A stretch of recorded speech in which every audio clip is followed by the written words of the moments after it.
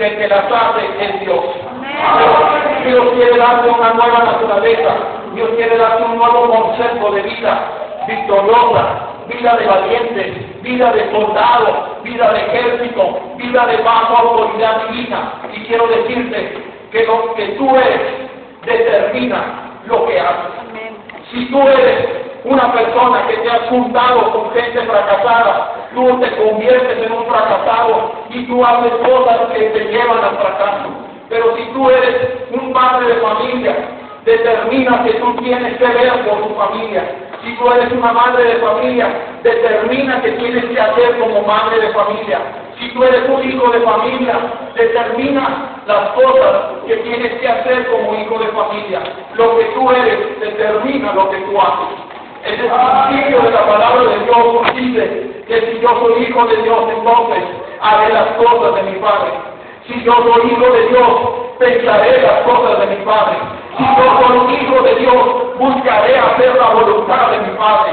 Lo que tú eres determina lo que tú haces. Si tú quieres hacer las cosas, no podemos. Aún yo no puedo. Sino es que Dios produce el querer como el hacer por su buena voluntad. Y es porque Cristo está dentro de mí como Señor y Salvador, activado por su Espíritu Santo. Y yo puedo declarar que en Cristo todo lo puedo. Que en Cristo es mi fortaleza y todo lo puedo a diario. Aún dentro de la familia, aún con situaciones difíciles, quiero decirte que en el nombre de Jesús, todas las rodillas se doblarán. Aún de aquellas cosas que te atemorizan, en el nombre de Jesús, queda fuera el secuestro de tu vida. Queda fuera en el nombre de Jesús el chantaje económico y financiero sobre tu vida. En el nombre de Jesús queda fuera el divorcio. En el nombre de Jesús queda fuera la enfermedad. En el nombre de Jesús queda fuera la ansiedad, las preocupaciones. En el nombre de Jesús, porque tú eres hijo de Dios, determina que harás las cosas que te llevarán a tener cuidado especial sobre tu vida. Y hemos declarado que queda fuera. Créele al Señor. No camines por la calle a las siguientes horas. No camines en la calle al siguiente día o la próxima semana teniendo temor. Si tú eres hijo de Dios, determina que tú eres un ungido, eres un escogido, eres un enviado de Dios para que esta ciudad vea lo que es caminar con seguridad en la fortaleza de un ángel que me acampa alrededor mío y mi familia. En la realidad de que la tierra de Dios es la que me sostiene. En la realidad de que Dios está vivo, está presente y está dentro de mí con su manifestación espiritual, activando, vivificando mi espíritu. Lo que tú eres determina lo que haces. ¿Quieres hacer una vida feliz? Tienes que ser un hombre de gozo pleno sobre tu vida. Y ese gozo es la fortaleza del Señor. Ese gozo se consigue solamente en el dador de esa fortaleza que es Cristo, mi Señor y Rey, que permanece para siempre. Cuando tú y yo vemos a la iglesia a través de la Escritura, tenemos que ver que la iglesia tiene tres funciones sobre esta tierra. Tres funciones. Las primeras de ellas no hay problema, porque lo primero que podemos ver es que la iglesia es una familia. Sabemos que Dios es nuestro Padre y nosotros somos sus hijos. Que la gracia de Dios está sobre los hijos de obediencia. Dura cosa es caer en horrendas manos de un Dios vivo cuando somos desobedientes a Él.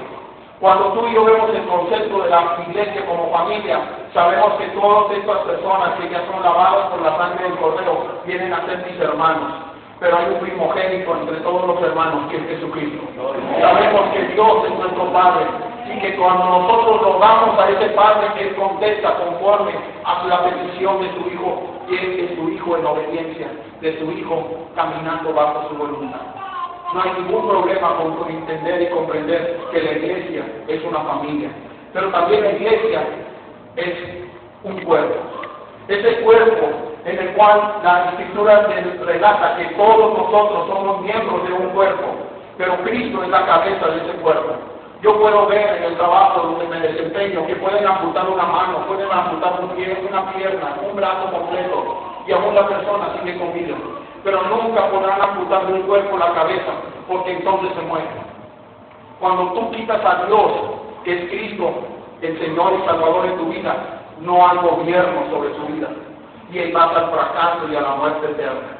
Pero cuando Cristo toma la función de ser la cabeza dentro del cuerpo que es la iglesia, toda la iglesia que sabemos honrar a esa cabeza, que sabemos dirigirnos a esa cabeza y pedir dirección, que sabemos honrar a esa cabeza que es Cristo dentro de un cuerpo que es la iglesia, funcionamos con cuerpos que alcanzan al más perdido, que llegan a la colonia más alejada, que bendicen a los hogares más necesitados, que proclaman las enseñanzas del Dios eterno y maravilloso que diariamente tú y yo estamos recibiendo a través de su palabra.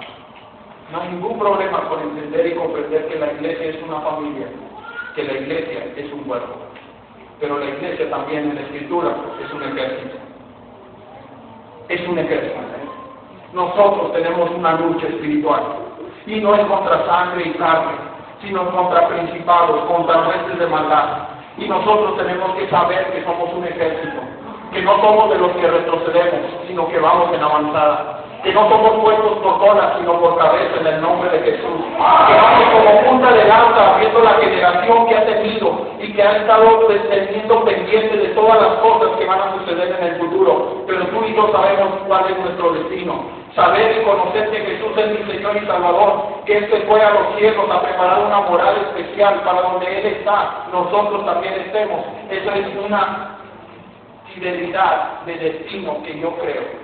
Saber que voy a estar a la diestra del Dios Altísimo y Poderoso. Saber que voy a estar en las mansiones que voy a preparar mi Señor y mi Salvador.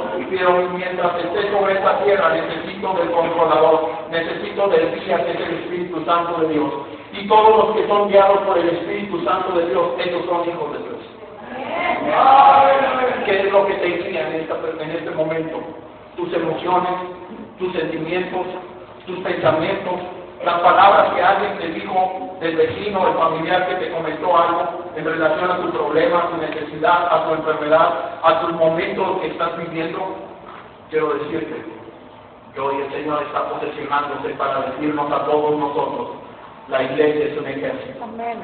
¿Dónde están los valientes de Jesús? Levanten su mano. ¿Dónde están los valientes del Señor Jesús? Si el Señor Jesús dijera: vamos a la guerra, usted tendría que decir: sí, Señor, vamos a la guerra. Sí, Señor. Vamos a triunfar. Sí, Señor. Vamos a triunfar. Sí, Señor. Vamos por más. Sí, Señor.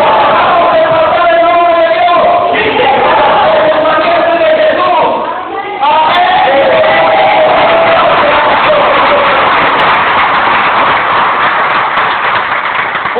Nosotros tenemos que ver la realidad que la iglesia es un ejército.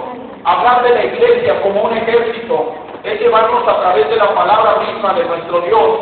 Y vamos a la escritura, el primer libro de Samuel, capítulo 22, verso 2,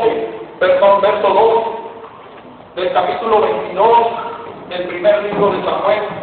Y está narrando un acontecimiento en la vida de un personaje de nombre David. David ya había sido ungido por el profeta Samuel. David ya estaba caminando juntamente con Saúl, que era el rey en ese momento, pero que Dios ya lo había desechado como rey y ahora iba a posesionarse a David. David ya había sido ungido, David ya había derribado a Goliat. Muchos de nosotros ya tenemos la primera unción de Dios sobre nuestras vidas. Ya hemos derribado al enemigo, ya hemos triunfado en ciertas batallas.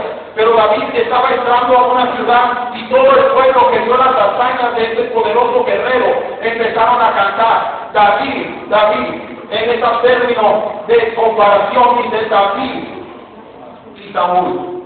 Saúl derribó a sus miles, pero David derribó a sus 10,000. Cuando tú y yo vemos la cantidad de 1,000 a 10,000, hay una gran diferencia. David ya había sido ungido por el profeta Samuel para posesionarse como rey. Saúl empezó a tener celos y empezó a buscarlo, la forma de quitarlo del medio, de quitarlo de la unción que Dios le había dado, el nombramiento bajo autoridad que iba a ser el rey de la nación. Pero Samuel ya había ungido y el Espíritu de Dios ya había venido sobre la vida de David. Ahora Saúl estaba buscando cómo matar a ese guerrero de nombre David.